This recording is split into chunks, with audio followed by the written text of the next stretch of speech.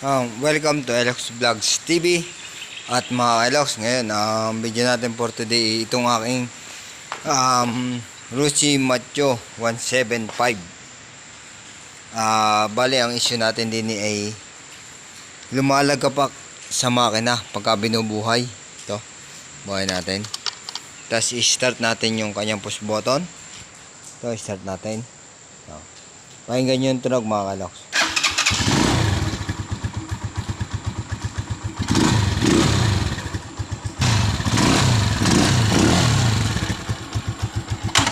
Yun. Tinig nyo mga Kaloks. Ang lakas ng lagapak niya sa kanyang makina mga Kaloks. Pakinggan nyo mga Kaloks, ang lakas ng lagapak niya sa makina. Pag pipindutin natin to, yan. Pakinggan nyo.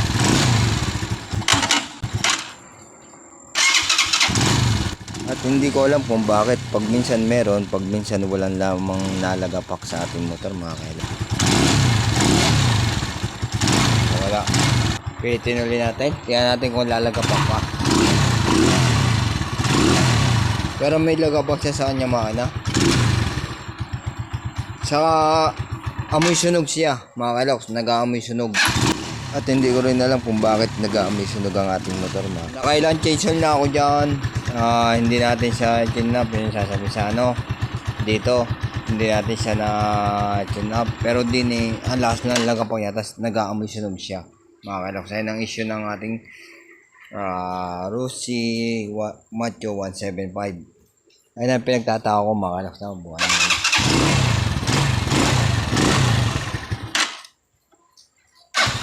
Yung kasama ko kasi tulog na Saka ang bilis niya mamatay. Todo na yung halos sumagad na tayo sa minor.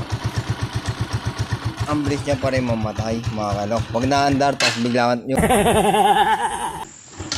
napakatigas ng kanyang kicker.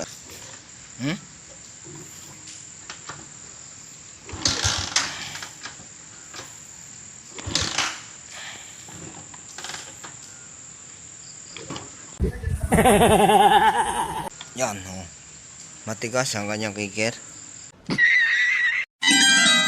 Okay. Kaya pag ikikikir ko, ang tigas ng kicker.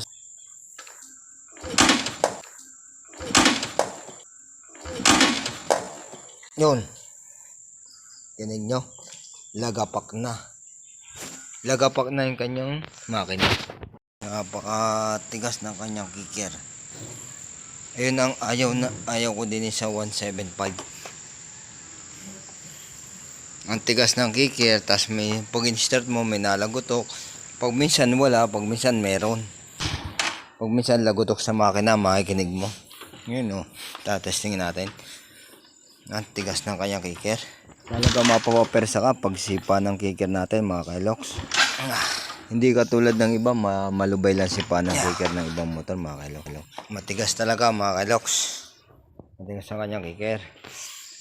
Depende sa mga 175 na Macho Rusi 175 ng issue ng inyong motor. Sa akin kasi tigas ng kicker, tas pag minsan ipo-push button mo din nalagapak sa makina, may nalagapak. Pero siyempre nung kinuha natin to, okay naman sa kanila kasi ini-adjust ng mekaniko dito, ini-adjust niya yung fuel mixture kasi hindi ayos ang andar okay ang minor pero hindi okay ang andar. Ay tinanggal ko yung ating spark plug.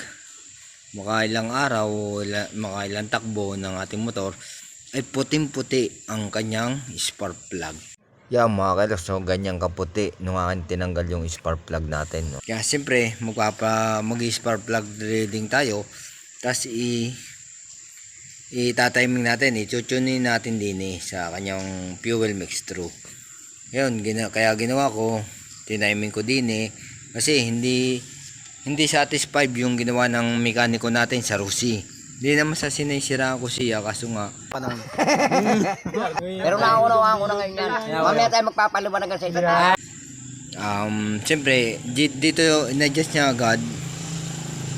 Hindi niya naman sinabi kung babalik kami sa kanya o hindi. Basta ang importante sa kanya mapatagal niya yung minor ng ating motor na naandar, okay na sa kanya. Pero hindi niya sinabi na bumalik kami mga ilang araw para i-spark plug reading.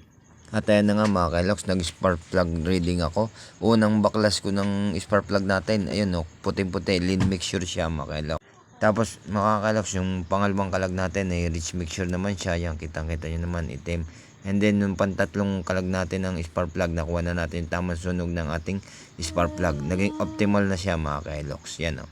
Para mabasa niya sa spark plug. Hindi niya na kasi sinabi sa amin yun kasi paano halimbawa sa mga walang alam sa motor, di yari na, masisira pa lang yung makina kasi panay ang takbo ninyo ng ganyan ng andar kasi in-adjust na yung ito, wala, masisira talaga, mapapalaki tayo ng gastos mga kailoks. Okay, so, anong nangyari din sa akin, nakailang change oil na ako pero ngayon nag-aamoy sunog. Laging amoy sunog, hindi ko alam kung alimbaga ang amoy sunog dyan, kaya dapat dadaling ko ulit sa Rosito, papating ng kulay sa kanila kung bakit gayon na nangyayari sa aking Rossi Macho 175 mga kailoks. Pero naunawaan ko na ngayon yan. Mamaya tayo magpapaliwanagan sa isa't isa. At sa tingin ko mukhang hanggang dito na lang ang video natin for today mga kailoks. Wala na akong ibang masabi kundi hasta la vista baby. Ingat palagi, God bless and bye-bye.